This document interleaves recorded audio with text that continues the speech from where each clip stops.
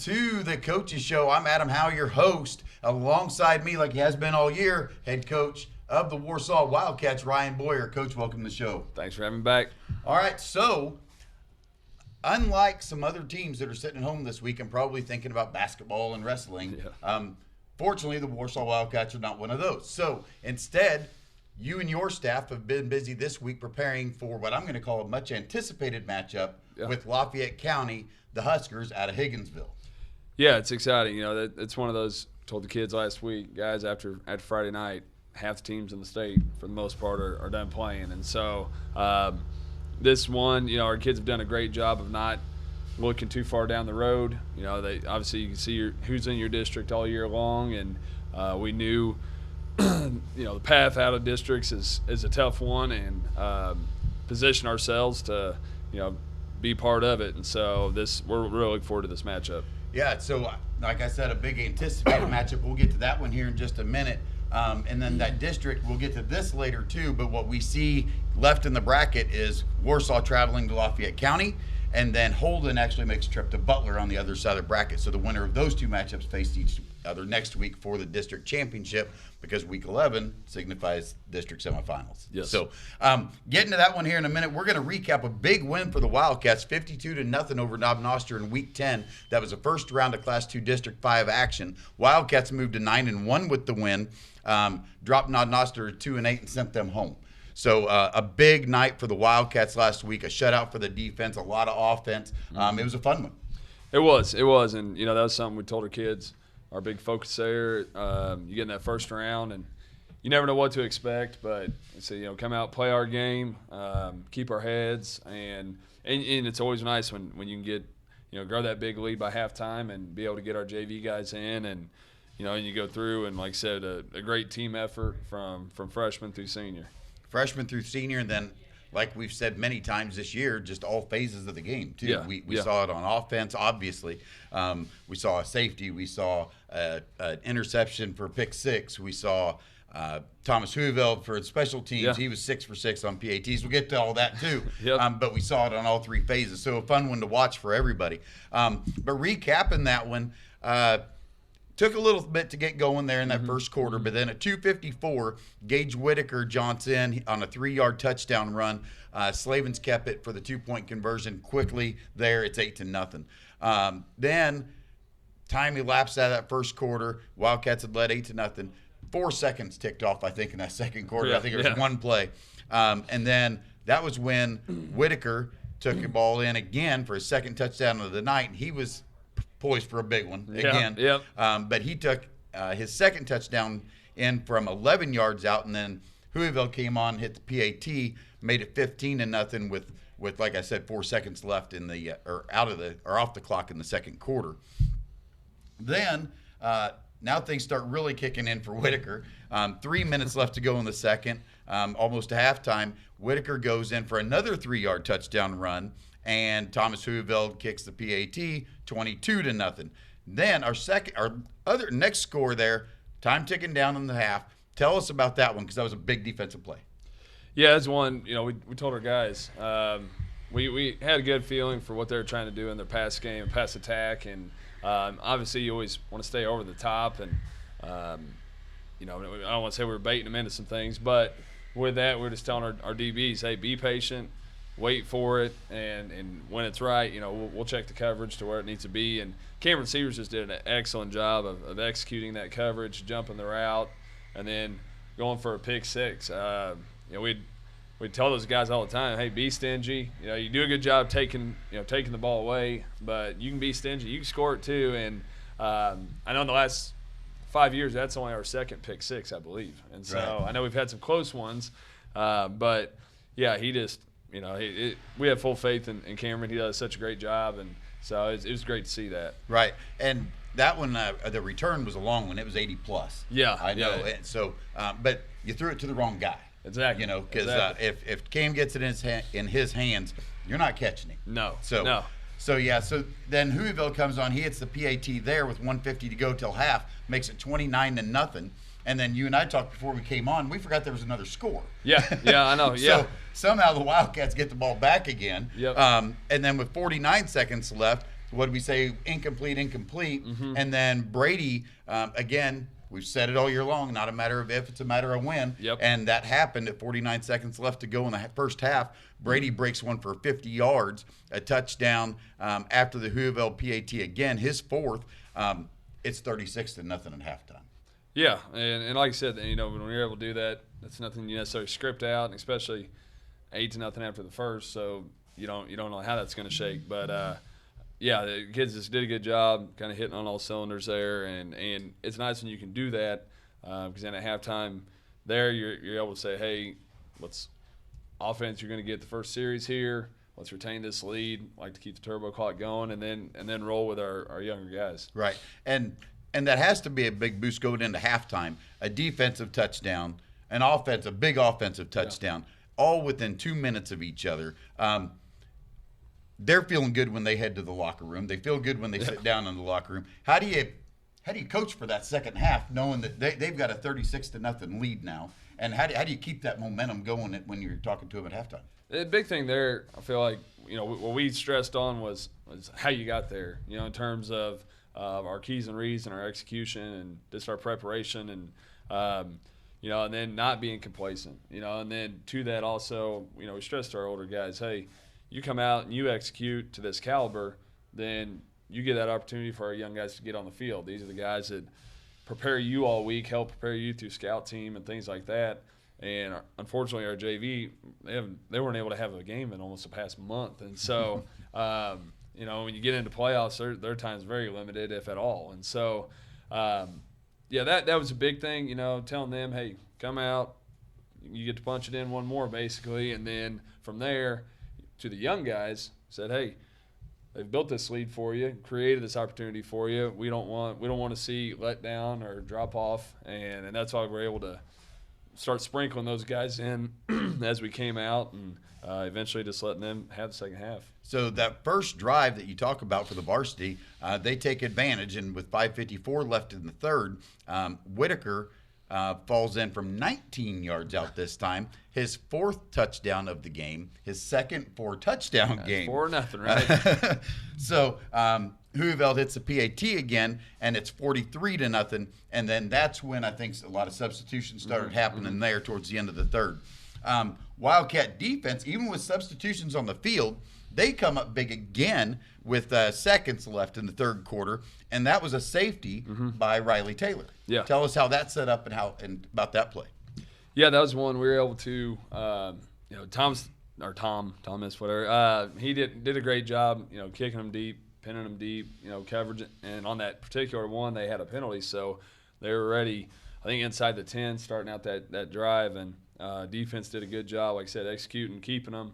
And so when they're having to snap with their either in the end zone or heels, pretty close to it, they kind of bobbled it there, and kids had great pressure to it, and kind of a weird deal on who you give the safety to, because the quarterback punter, he's the one that knocked it out, but you reward it to basically your closest defender. Closest kid, and and that was Riley. I know Nick Bagley was not far behind. I think it was Nick, if I remember right. But yeah, I mean, but to that was kids, giving them the pressure, not giving them time to pick it up and try to do something with it. And like we said, they don't care. Riley doesn't care. Nick doesn't No, care. no, Bottom yeah, line was they- it was they 2 probably don't points even for the know. Wildcat defense, and that's all they care about at that point. Yep. But that defense really, I mean, the pick six by Cameron, the safety there, other big plays made throughout the entire game, really, and pitching a shutout in districts is a big deal. So then, of course, you talked about the young guys getting in and not trying to do too much, just sustain and think, don't give up a touchdown. I know those upperclassmen, they hate it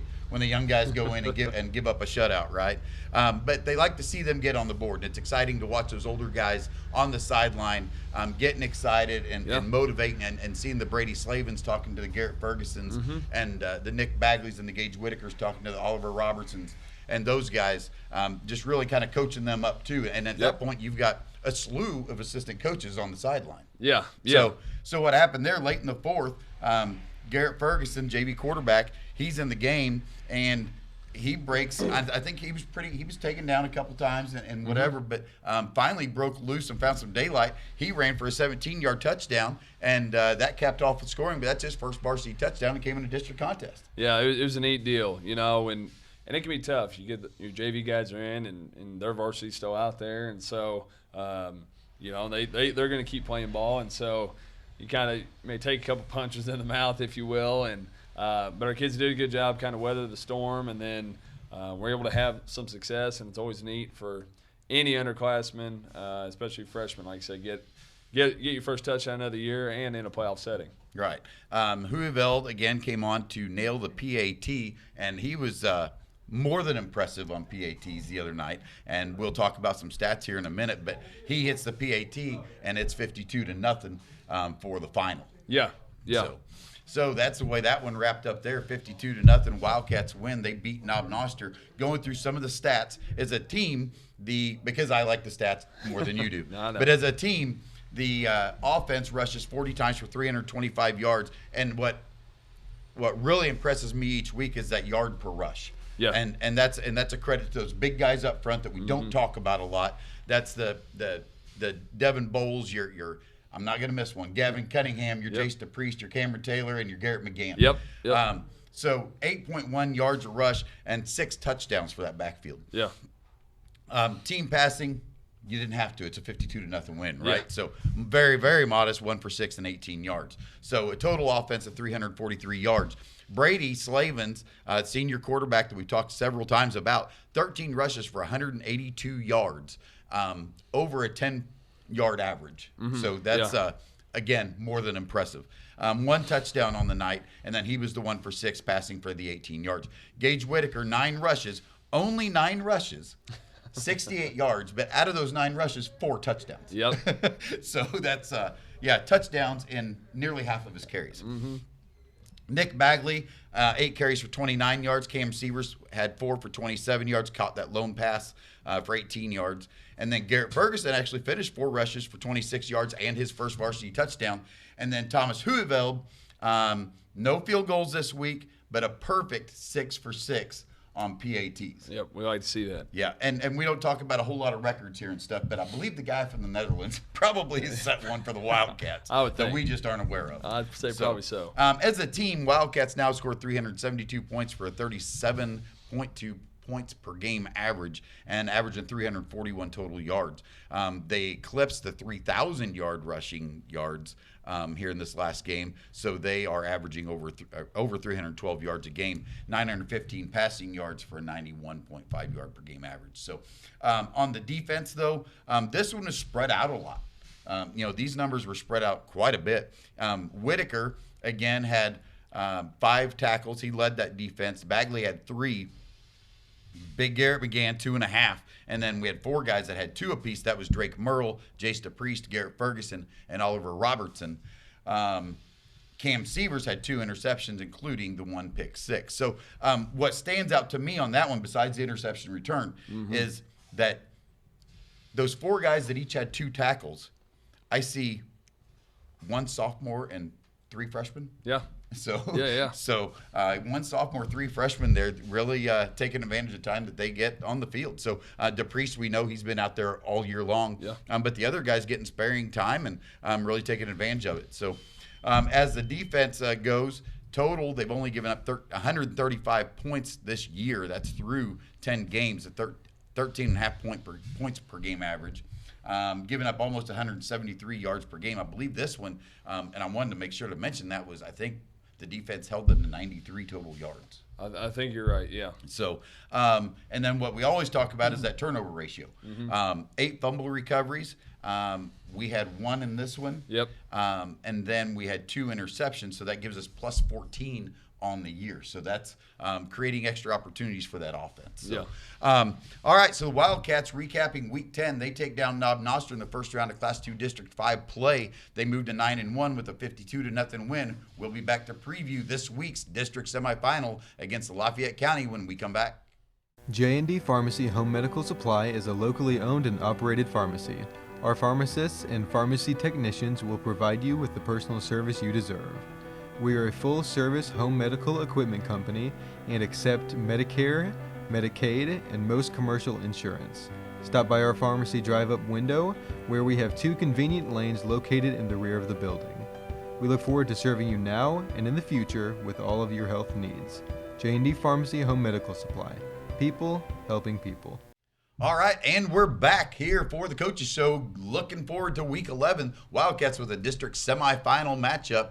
I called it much anticipated earlier against the Lafayette County Higginsville Huskers, and the Wildcats will travel there tonight at 9-1.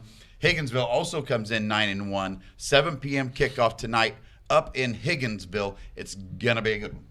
Yeah, we're looking forward to it. Like I said, we don't get too wrapped up on records, but they are what they are. You know, they had a tough one week 1 with Penny, and you know, like I said, Barry lost that one, and have had a ton of success since. And so, like we talked about earlier, we knew at some point, or we felt like at some point in this district championship or district playoff that we're in, that we would most likely meet them, and so here we are. Yeah, so kind of recapping their season this year, you mentioned Penny, and Penny is a perennial state playoff team, so no slouch there at all. But they begin their season with a 39-34 loss to Penny.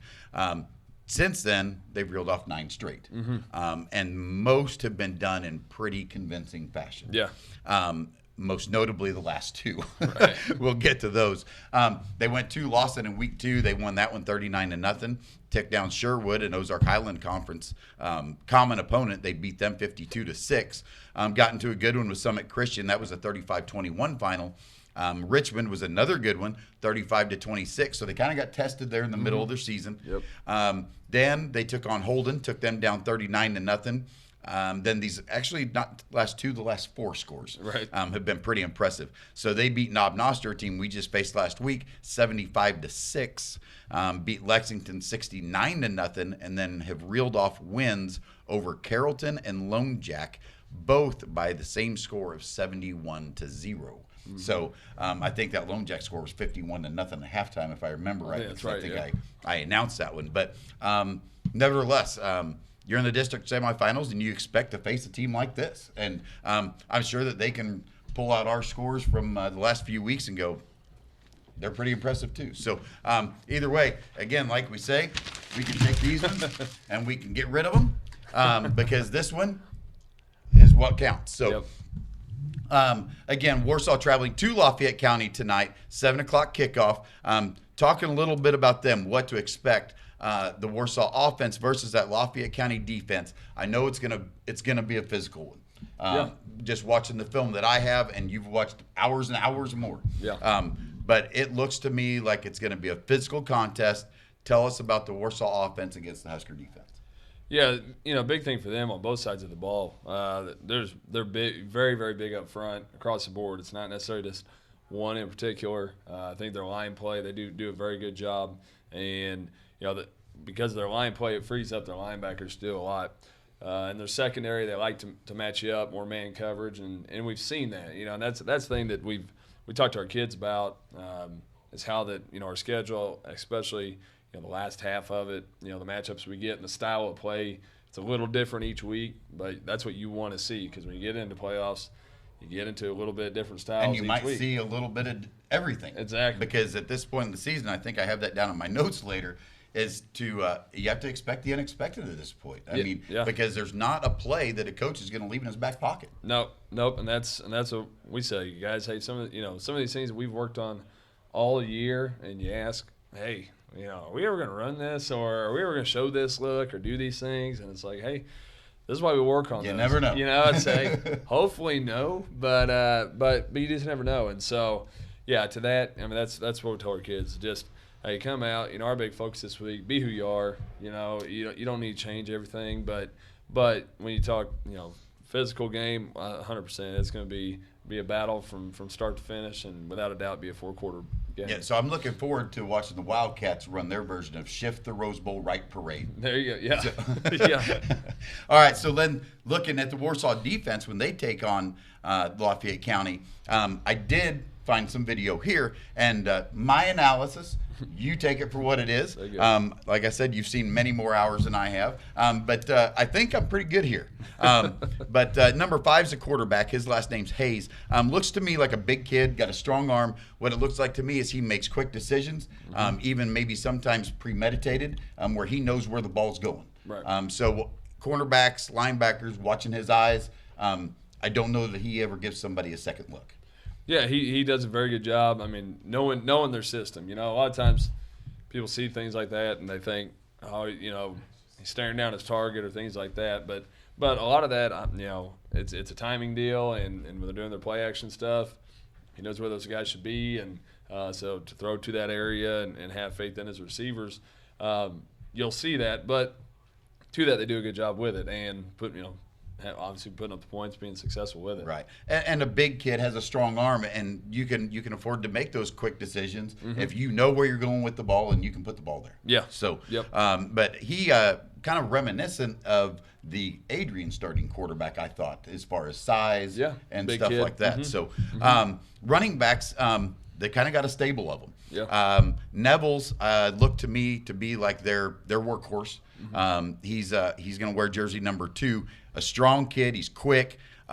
He gets side to side, cutbacks, fast to the edge. And when he gets to the edge, he's gone.